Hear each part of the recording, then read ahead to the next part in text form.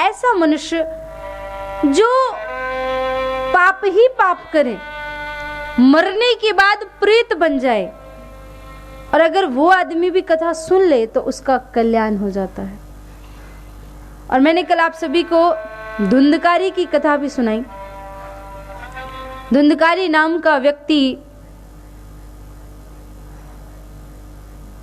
पूरे जीवन भर पाप के सिवा कुछ नहीं किया, मरने के बाद प्रेत बना और गोकर्ण जी महाराज ने कथा सुनाई, और कथा के श्रवण मात्र से धुंधकारी को मोक्ष मिला। धुंधकारी को जब मोक्ष मिला तो धुंधकारी ने देखा, विचार किया, और धुंधकारी ने भागवत महापुराण को स्पर्श करके प्रणाम करके बड़ी सुंदर बात कही। और ये बड़ी सुनने जैसी बात है। इस बात को जरा ध्यान से सुनिएगा कि क्या हुआ और क्या शब्द निकले धुंधकारी के मुख से। धुंधकारी कहता है, धन्यः भागवती वार्ता प्रीति पीड़ा विनाशिनी, सप्ताहो अपि यथा धन्यः कृष्ण लोकस्य फलप्रदम्।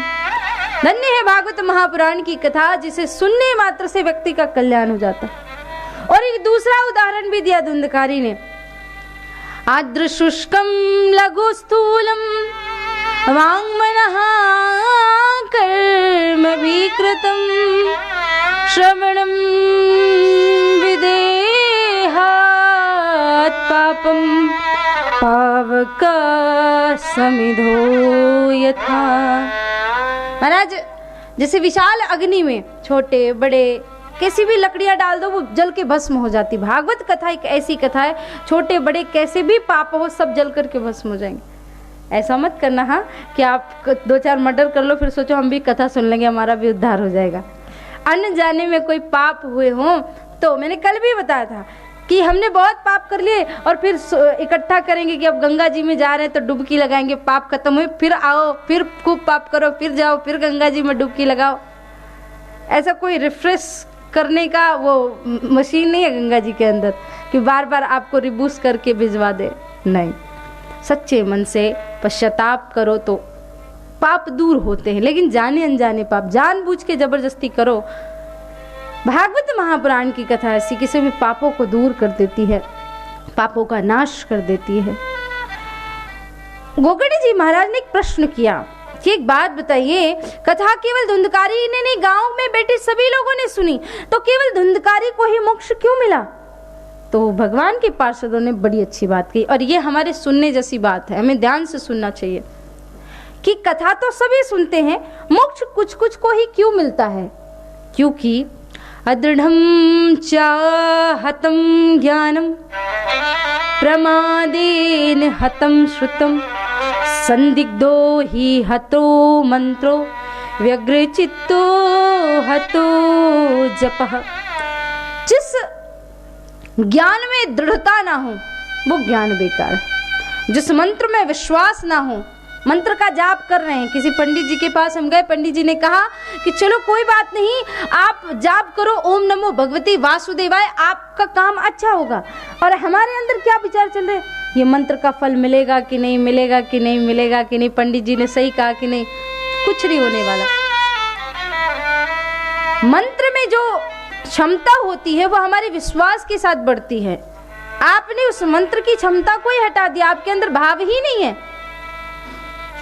तो महाराज विश्वास होना चाहिए। जिस मंत्र में विश्वास ना हो वो मंत्र बेकार है। जिस कथा में बैठ के चित्त एकाग्र ना हो वो कथा सुनना बेकार है। और जिस भजन में बैठ के आलस्य आए वो भजन करना बेकार है। इसलिए एकाग्र चित्त से भगवान की कथा सुननी चाहिए।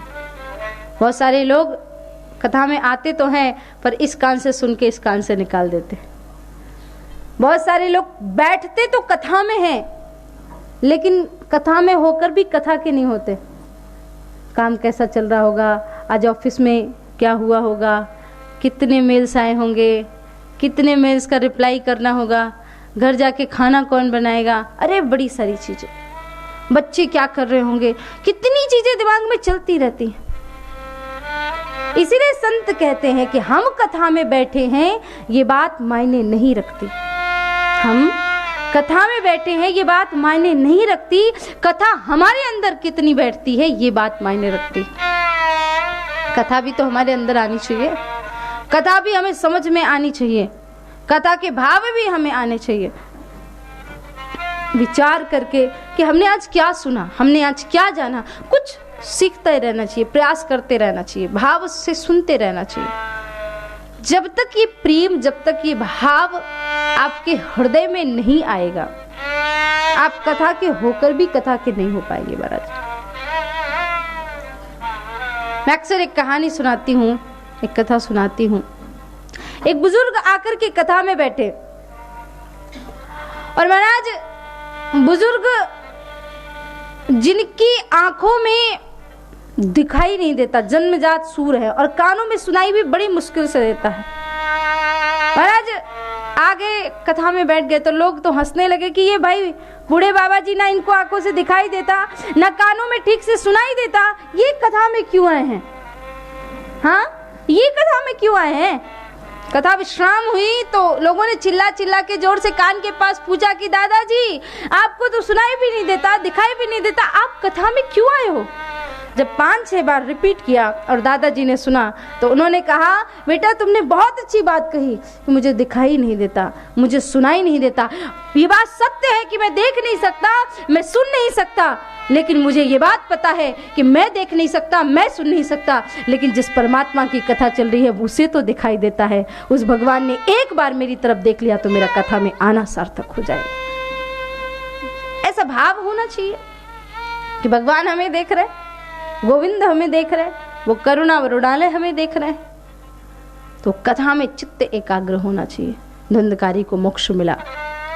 भागवत महापुराण ऐसी कथा है जो सत्य का निरूपण करती है। और ये कथा कैसी है?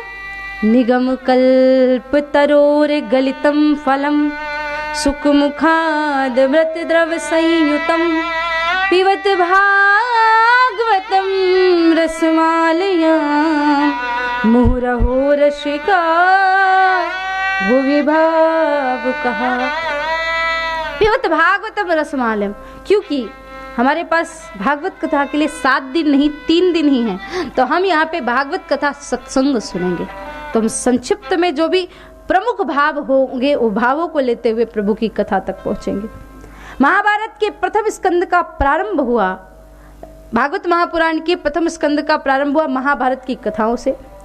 महाराज सूत जी महाराज बैठे हुए सौनकादि ऋषि प्रश्न करते हैं। सूत जी महाराज अपने गुरुदेव सुखदेव जी महाराज को प्रणाम करते हैं और प्रणाम करते हुए कहते हैं, यम प्रव्रजंत मनुपेत मपेत कृत्यम द्वैपायनो विरह कातर आजुहाव पुत्रेति तन्मय तया तरवोभिनेदुः स्तुम सर्वभूत हृदयम मुनिमान तोष्मि।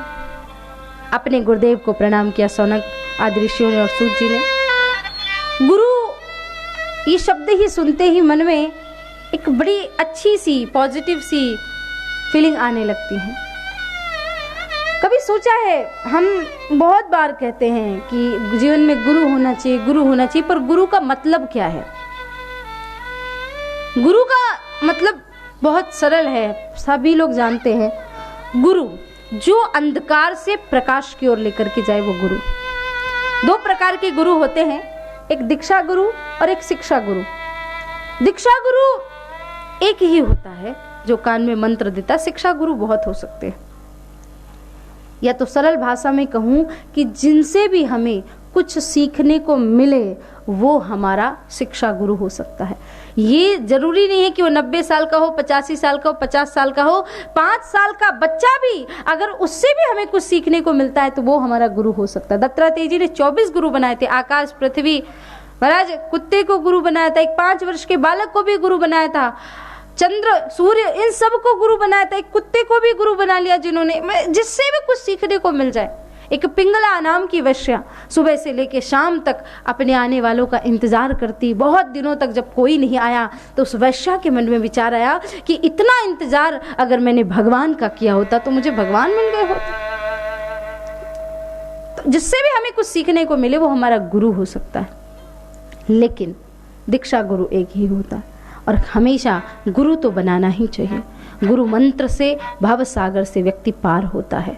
गुरु एक साधन है, गुरु एक सीढ़ी है जो हमें लेकर के आगे जाता है। इसलिए सद्गुरुदेव का होना बहुत आवश्यक है।